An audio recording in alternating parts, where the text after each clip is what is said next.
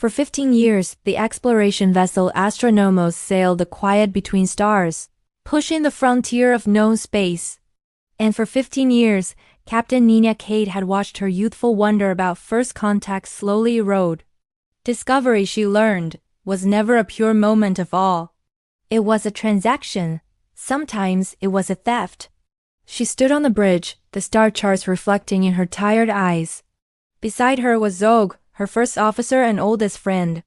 His alien physiology, adapted for the vacuum-light environments of his home world, made him a mesmerizing sight. Elongated pupils and bioluminescent veins that pulsed a soft blue beneath translucent skin. He was not human, nor was he entirely other. He was simply Zog. "They are awake," he said, his voice a low hum that seemed to vibrate in the air itself. Nina didn't need to ask how he knew. Zog's senses operated on levels she could only guess at. The signal that had brought them here was an impossibility. It originated from a dead system, orbiting the ghost of a collapsed blue star. There were no planets, no asteroid fields, not even a wisp of cosmic dust. There was only the structure. It was vast, geometric, and fundamentally wrong, as if reality had been folded into angles it was never meant to hold. A gate. Its surface shimmered, covered in glyphs that shifted and morphed, responding not to touch, but to thought. As Nina focused on a symbol, it bloomed into a complex fractal before fading. "This isn't a door," Zog said, his voice barely a whisper. "It's a filter." "A filter for what?" The question hung in the recycled air of the bridge, unanswered. They were explorers. Their purpose was to cross thresholds. And so, with a deep breath and a silent prayer, Nina gave the order. The Astra Nomos moved forward and crossed into the unknown. What lay beyond the gate was not a star system, but an absence. A region of perfect blackness, illuminated only by a colossal neural lattice that stretched for light years in every direction, like a glowing cosmic spiderweb. Within this web lived the Kepri, a post-biological species that had abandoned physical form billions of years ago. They didn't speak with sound. Their voices bloomed directly into the minds of the crew. "You enter a preserved silence," the collective thought echoed. The Kepri explained their purpose. They were archivists, curators of extinct civilizations. They didn't conquer or destroy, they curated.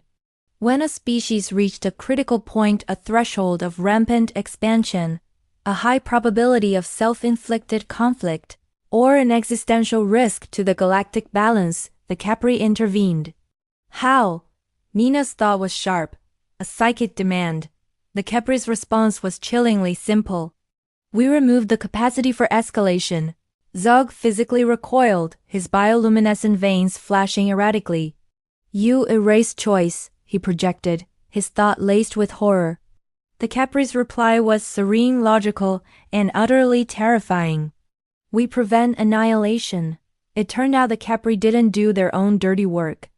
They had an enforcer, an executor who carried out their silent work across the galaxies. And he was human. Or at least, he had been once. Admiral Varix. Like Nina, he had been an explorer, the first human to pass through a Kepri gate. But where Nina saw a threat, Varix saw a solution. He had agreed with the Kepri's cold logic. In exchange for a form of immortality and dominion over countless curated worlds, he became their instrument. He appeared before them on the bridge of the Astra Nomos, a projection coalescing from light, a humanoid figure encased in shifting, fractal armor, his face placid and unreadable. "Freedom," Varix said, his voice smooth and unnervingly calm, "is an inefficient myth." He then revealed the horrifying truth. The gate they had just passed through was no longer aimed at a dead star, it was now tuned to the Sol system. The filter was being calibrated for their species. Humanity was next on the Kepri's list for preservation. Varix made Nina an offer. Not a threat, but a proposal, a promotion. He offered her command of a sector of the Milky Way. No more war, no more poverty, no more extinction events. Just controlled, peaceful, predictable progress, all overseen by her. An end to all suffering. Zog's thought cut through the tempting vision. They won't kill us, Nina. They'll finish us. And in that moment, Nina saw the future the Capri promised. A galaxy of quiet worlds and obedient species. Endless survival, but without ambition. A zoo. A museum of living exhibits, forever safe and forever stagnant.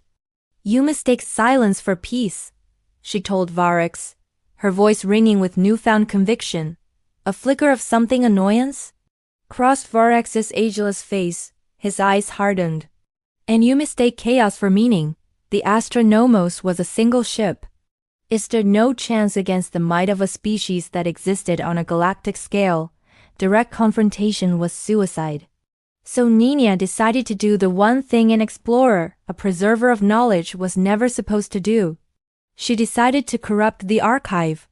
While she engaged Varex, Zog interfaced his unique mind directly with the Capri's neural lattice.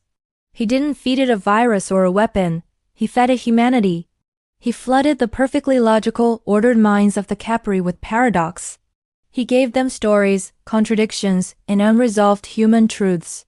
He showed them love that led to devastating war, sacrifice that defied all logic, hope that flourished in the face of certain doom, art born from pain, forgiveness for the unforgivable. The Capri, a system built on pure, cold reason, began to destabilize. Their collective thought became fractured, confused. Your species is incompatible. As chaos rippled through the Capri consciousness, Varex lunged, his fractal armor shimmering with lethal energy. But Zog was ready.